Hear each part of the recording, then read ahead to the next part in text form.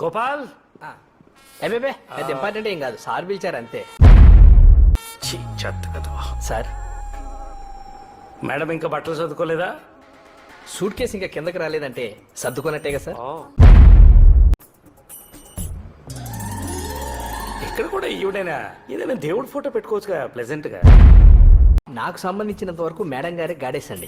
అంటే నన్ను గాడంటావు? అయ్యో దుర్గాదేవి కూర్చుంది కదా అని పులికి పూజ చేయలేం కదా సార్.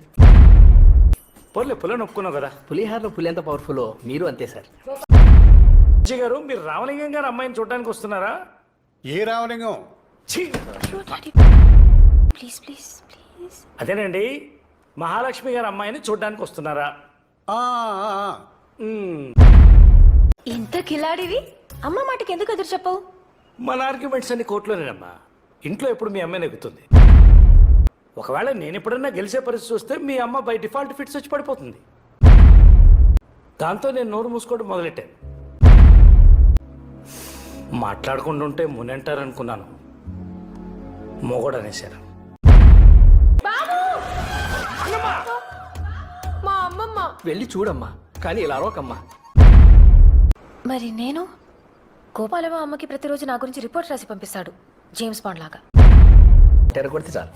నువ్వు మీ అమ్మ తప్ప మాలాంటి సామాన్య ప్రజలంతా గ్రౌండ్ ఫ్లోరే కదా నాన్న. మెట్టెక్కి అంతపురానికి వచ్చే ధైర్యం వాడు సస్తే చేయడు.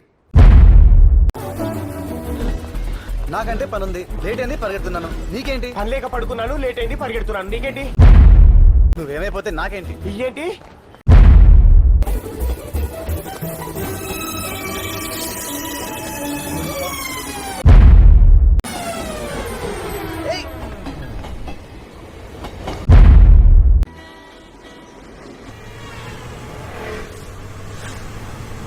హలో, అప్పుడే చేసావేంటి?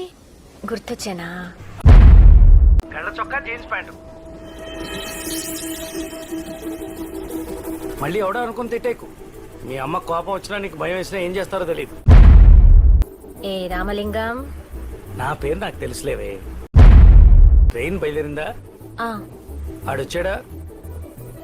వచ్చినట్టే ఉన్నాడు. నట్టే అంటున్నావు, తిట్టేసేవేంటి?